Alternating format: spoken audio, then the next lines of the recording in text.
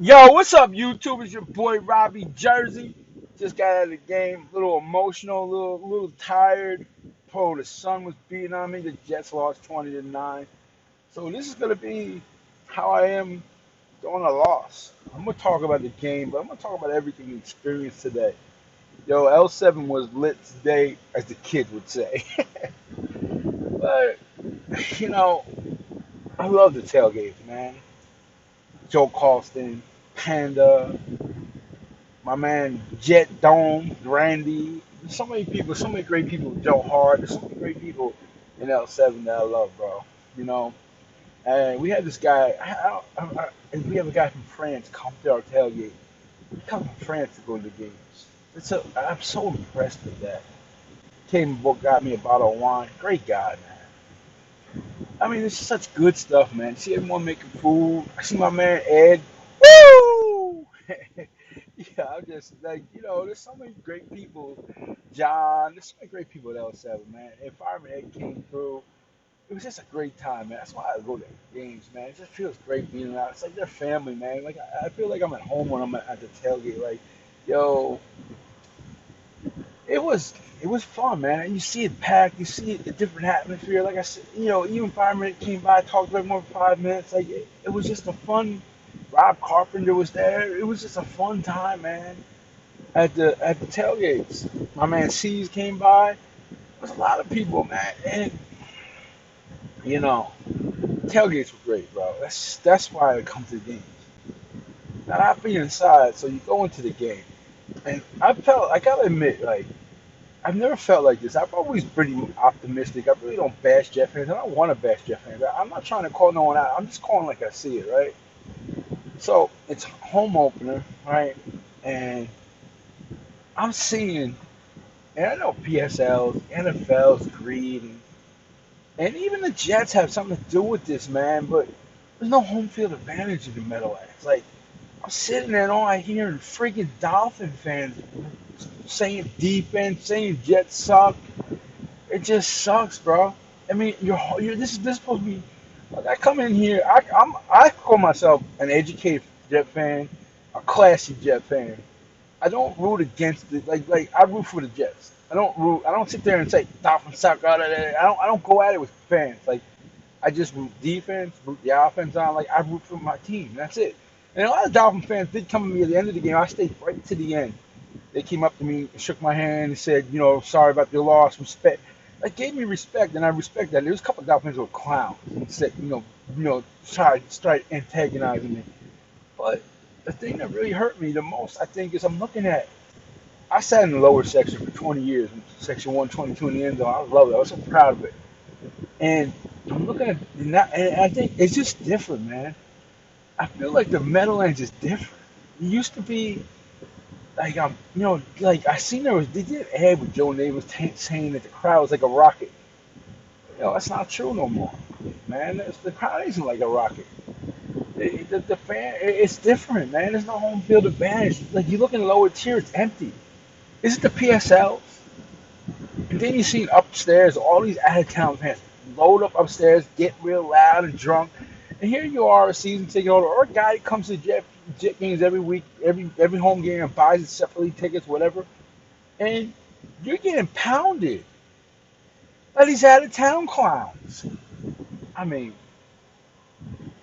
it's just no home field advantage. I mean, I'm still gonna go. I still love it, but it feels like is there Jet fans just sitting home?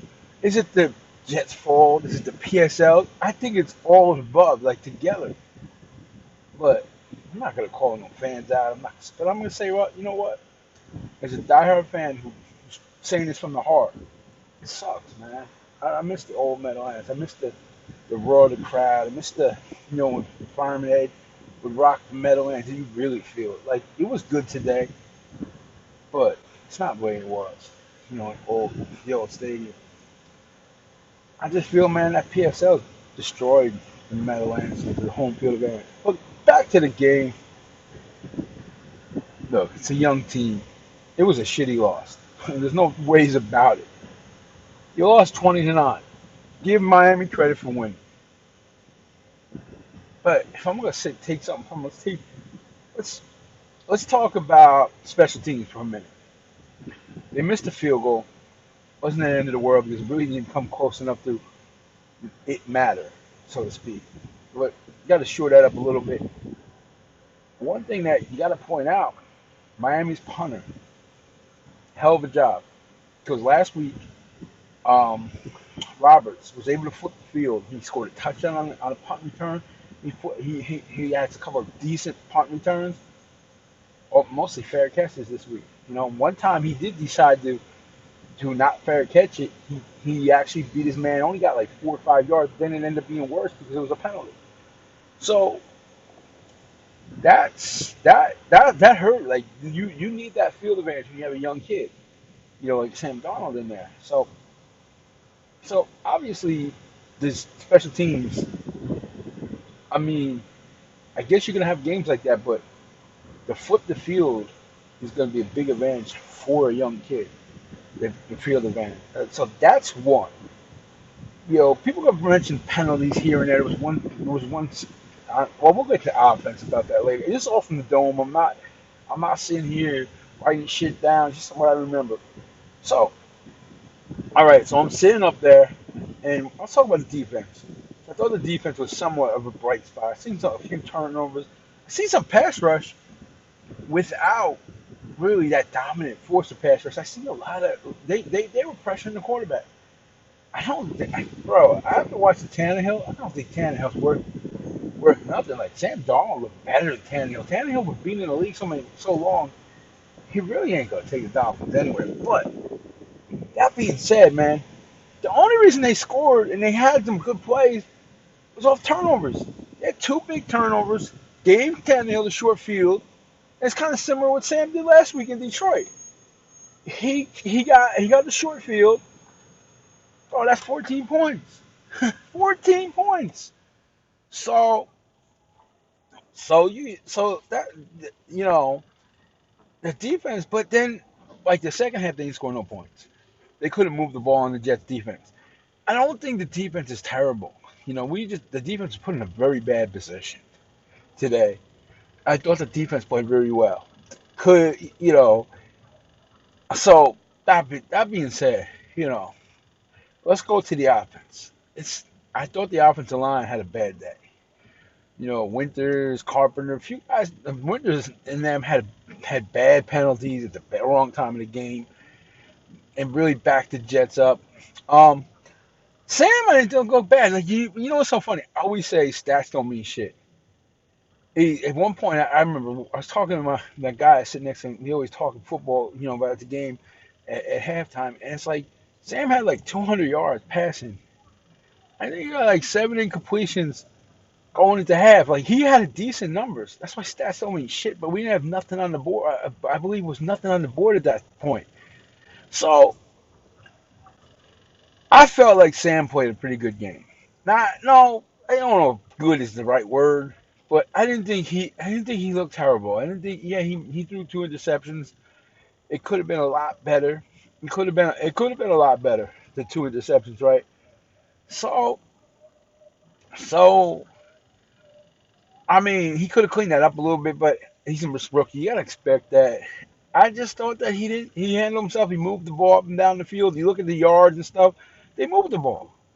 So, but I think the problem was we lost in the trenches. Like you didn't really get much running. You didn't really run the ball that well. The protection wasn't great for Sam. So, I think overall we saw we need a left tackle. We need obviously to upgrade the offense line. Nothing. I'm not breaking no news because that's what we know. So I feel like, look, we know that's where we got to go. Now, I kind of impressed with Bowles' defense or for the past, because I thought they're generating a pass rush eh, for the past couple of games. So overall, 20-9 sucks. Here's a young team. You got to bounce back from it. You got to play a short week on Thursday. So it was tough. It was a tough loss at home. It sucked for the home crowd. I said my feelings about the crowd. I think overall, man, it's depressing. Not you got to take it on the chin. You got a young team, and we'll go from there. Like hopefully Thursday night could be a better showing. But that's how I feel. Like I said, I'm a little down about. I'm obviously down about it, but I see some optimistic with it.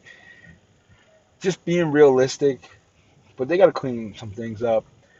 You know, um, that's it. And another thing too with the defense, I guess the one thing we could point at the defense, letting Tannehill kill us on these sneaks was hurting. I mean, letting a big third down hurt them. So it wasn't a perfect game for the defense. It wasn't a great game, but like I said, I thought the defense did enough. You know, they got to clean things up. And as far as this, I'm gonna give Miami the win, obviously. But what I came away was Miami can't really move the ball too well. Like they didn't we gave them this game, and so with the turnovers and stuff. I mean, if you take the two turnovers away, what's this game? Maybe 14-9.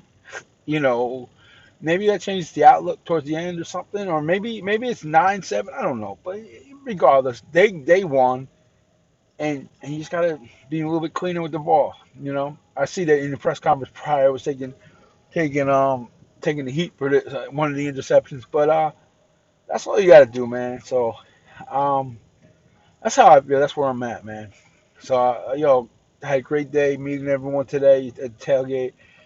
It's just a little tough inside. I was the last person to leave, man.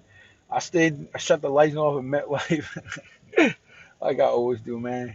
But man, we'll just regroup and hope Thursday's a better showing, man. Jets, Jets, Jets.